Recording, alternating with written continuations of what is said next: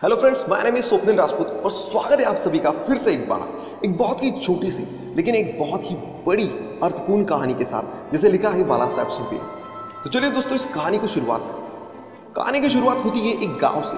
एक छोटा सा गांव था जहां पर एक दिन बहुत बड़ा तूफान आया। सारे सब लोग डर जाते हैं और सब लोग असमंजस में पड़ जाते हैं कि अब हम कहाँ पर जाए, किससे मदद मांगे।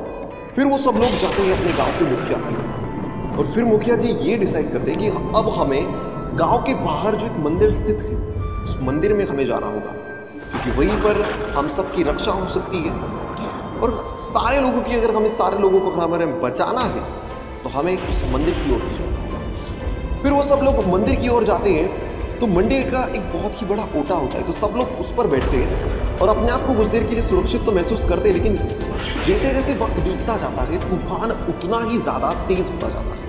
तो उस तेज होते तूफान को देखकर बहुत सारे लोग डरते हैं, कुछ भगवान से प्रार्थना करते हैं।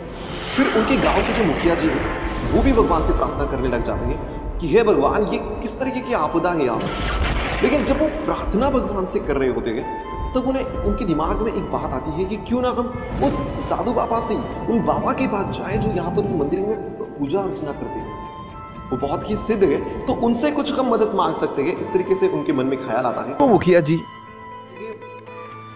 उन साधु बाबा के पास, उनके साथ दो चार लोग भी जाते हैं। फिर वहां पर जाने के बाद उस साधु बाबा से वो कहते हैं कि कृपया आप हमारे साथ चलिए, हमारे गांव में बहुत बड़ी विपदा आई है और आप ही है जो हमारी गांव की इस विपदा को सुगम बनाने में हमारी मदद कर सकती है। तो फिर साधु बाबा थोड़े से विचार में पड़ जाते हैं और विचार करते वक्त वो सोचते हैं कि इन लोगों को अब इस विपदा से कैसे निकाला जाए। तभी मुखिया जी उनसे कहते हैं कि बाबा आप जल्दी चलिए, जितनी ज्यादा देर होगी उतना ही सबको बचाना मुश्किल होता जाएगा। तो ये बात सुनकर साधु बाबा उनके साथ चल पड़े। तो फिर वहां पर जाने के बाद बाबा ने सबको बताया कि आप सब लोग एक काम कीजिए, सब लोग अपने हाथों को बहुत ही जोर से कस के पकड़ लीजिए और इन पत्थरों पर अपने दोनों हाथों को फैलाकर बैठ जाइए। तो इसी प्रकार से सबने किया और सब लोग पत्थरों के इर्द गिर्द बैठने लगे। लेकिन कुछ लोग गांव में ऐसे थे जिन्होंने बाबा के ऊपर श्रद्धा नहीं रखी और वो लोग बाबा का मजाक उड़ाने लगे। वो उन सब संगठन में साथ नहीं हुए। तो सब लोगों ने क्या किया, सब लोगों ने अपने सब लोगों ने हाथ पकड़े और आंखें बंद कर वहां पर बैठ गए। तूफान और भी ज्यादा तेज होता जा रहा था, लेकिन बाबा ने सबको बता दिया था कि तूफान चाहे कितना भी तेज हो, आपको एक दूसरे के हाथ नहीं छोड़ने और आपको अपनी आंखें भी नहीं खोलनी, बस श्रद्धा रखनी कि हम बच जाएंगे। खड़े कुछ लोग थोड़ी देर बाद उन लोगों के पास जाना चाहते थे जो एक जगह संगठन करके बैठे हुए थे, लेकिन वो लोग जा नहीं पाते क्योंकि तब तक तूफान इतना ज्यादा तेज हो चुका होता है और उनमें से कुछ लोग उड़ने भी लग जाते हैं। तो वहां पर उन सब लोगों की जान तो नहीं बचती जो कि बाबा की बात नहीं मानते थे, लेकिन जो बाबा की बात मानते थे, जो संगठन में एक जगह पर बैठे थे, उन सब की जान बच जाती।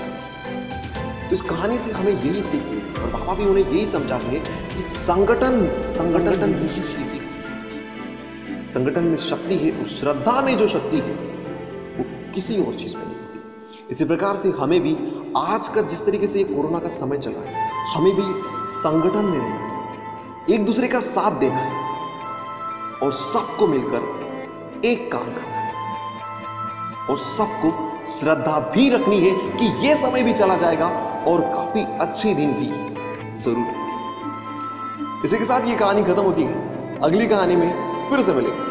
अगर ये कहानी अगर आपको पसंद आई है तो प्लीज इस चैनल को लाइक, सब्सक्राइब एंड शेयर जरूर कीजिए। Thank you.